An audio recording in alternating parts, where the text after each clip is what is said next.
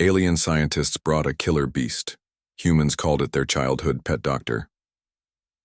Zixthara's four eyes darted nervously between the containment unit and the assembled council of the Galactic Research Consortium. The reinforced crystalline chamber hummed with energy fields strong enough to contain a Class 7 predator, and inside it prowled the most terrifying creature her team had encountered in their decades of xenobiological research. "Esteemed colleagues," she began, her translator device struggling with the tremor in her voice. "What you are about to witness represents perhaps the most dangerous life form we have ever catalogued. Found on the death world humans call Earth, this apex predator possesses capabilities that defy conventional biological understanding. The creature inside the containment unit moved with fluid grace, its sleek form covered in what appeared to be soft fur. Four legs carried it in silent circles, while its predatory eyes, forward-facing like all hunters, scanned the chamber with calculating intelligence. Most disturbing of all was its mouth, which occasionally opened to reveal rows of needle-sharp teeth designed for tearing flesh. Observe the hunting adaptations," Dr. Zixthara continued, manipulating the holographic display. "Retractable claws capable of extending up to 2 centimeters, perfect for gripping prey, night vision approximately 8 times more effective than human baseline. Reflexes that allow it to strike faster than most sentient species can even perceive." Counselor Vrax, a hulking representative from the warrior Krellian Empire, leaned forward with interest. Even his battle-hardened species regarded Earth's predators with respectful wariness.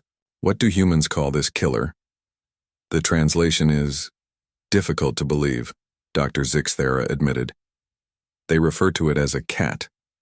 More specifically, this specimen is designated as a house cat or domestic cat." A ripple of confusion passed through the assembled scientists. The Altarian delegates' tentacles writhed in bewilderment. "Domestic? They keep these creatures in their dwellings?" "Not only that," Dr. Zixthara's voice rose with each revelation, "but humans voluntarily share their sleeping spaces with these predators. They allow the creatures to rest on their beds, even on their bodies while they sleep, placing themselves in the most vulnerable position possible with a natural-born killer." She activated another hologram showing data from their covert Earth observations. "This particular specimen demonstrates a hunting success rate of 97% when stalking small prey. In one documented case, a single individual of this species eliminated over 300 rodent pests in a year. They are, by every metric we possess, perfect killing machines." The room fell silent except for the soft humming of the containment field. Then, unexpectedly, the chamber's communication system crackled to life. Excuse me," came a distinctly human voice, "but I think there's been some kind of misunderstanding." Dr. Zixthara spun toward the source of the voice. Through the transparent aluminum viewing wall, she could see a human female in a maintenance uniform. The human had somehow bypassed 3 levels of security to reach the observation deck. "How did you—" the doctor began. "I'm Sarah Chen, part of the cultural exchange program," the human interrupted, seemingly unconcerned by the room full of alien dignitaries. "I couldn't help but overhear, and I think you might be a little confused about Mittens there." "Mittens?" Counselor Vrax rumbled, his translation device apparently struggling with the concept. Sarah approached the containment unit with casual confidence that made several aliens step back in alarm. "Yeah, that's what I'd call her. Look at those little white paws." She tapped the containment field gently. "Hey there, sweetie. You doing okay in there?" The response from the apex predator was immediate and shocking. The creature approached the barrier and began producing a rhythmic rumbling sound that the sensors registered as a subsonic vibration. "By the void," whispered Dr. Zixthara. It's using some form of sonic manipulation, possibly preparing for an attack." Sarah actually laughed at the suggestion. "She's purring, it means she's happy, watch this." She moved her finger along the outside of the containment field, and the cat followed it with obvious interest, occasionally placing its paws against the barrier. "The predator is playing?" The Altarian delegate's tentacles had gone completely. "Still, she's not a predator in the way you're thinking," Sarah explained patiently. I mean, yes, cats are hunters, but they've been humanity's companions for thousands of years. We domesticated them because they help us by controlling pest populations, and in return, we provide them with food, shelter, and affection. She pulled out a small device, her personal communicator, and showed them images that made the entire council recoil in horror. Humans of all ages, including small children, were shown in close physical contact with these killing machines. Babies slept peacefully next to the creatures.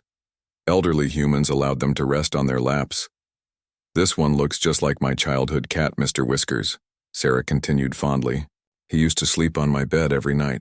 Great at catching mice, but mostly he just wanted to be petted and fed treats."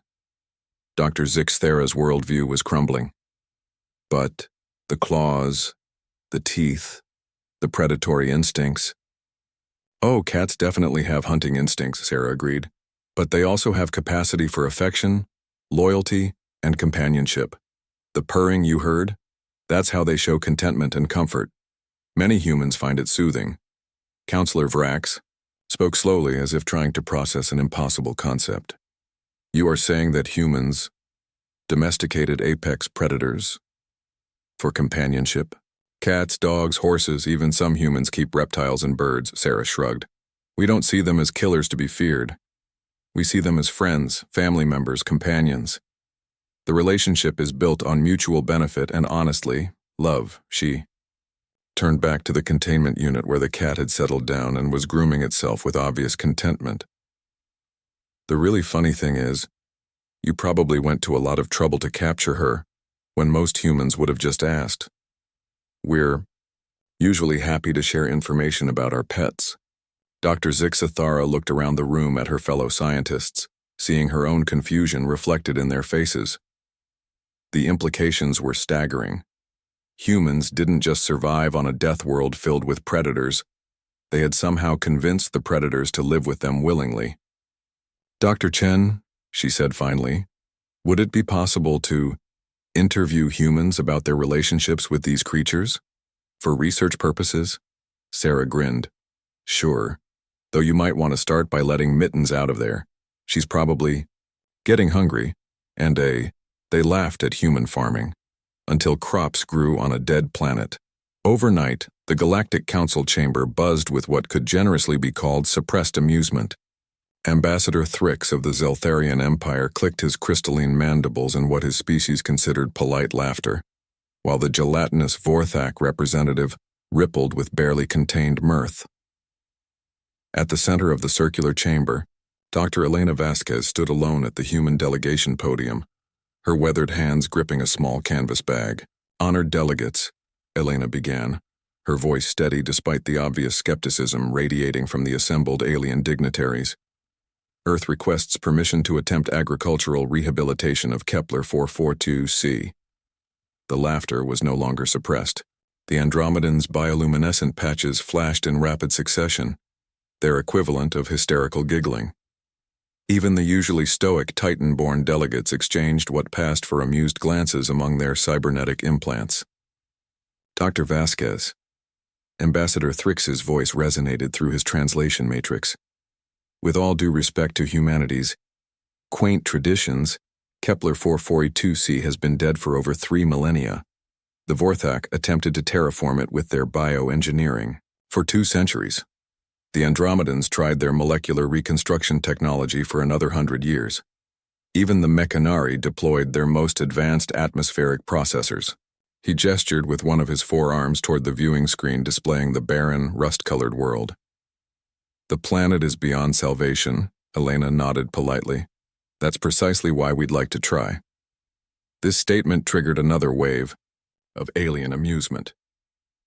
The Mechanari delegates' optical sensors whirred as they focused on the human. "Explain your methodology, Dr. Vasquez. What technology do you possess that surpasses our collective efforts?" Elena reached into her canvas bag and withdrew a handful of what appeared to be tiny brown specks. Several delegates leaned forward, in their various forms of seeding, scanning devices automatically activating. "Seeds," she said simply.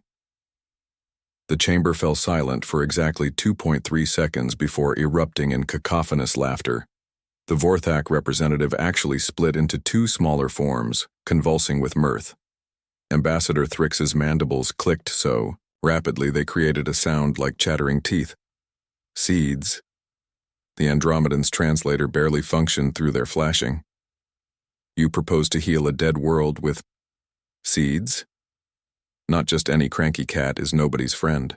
As the containment field powered down and Sarah carefully lifted the cat, who immediately began purring louder, the assembled alien scientists realized they weren't just studying Earth's fauna.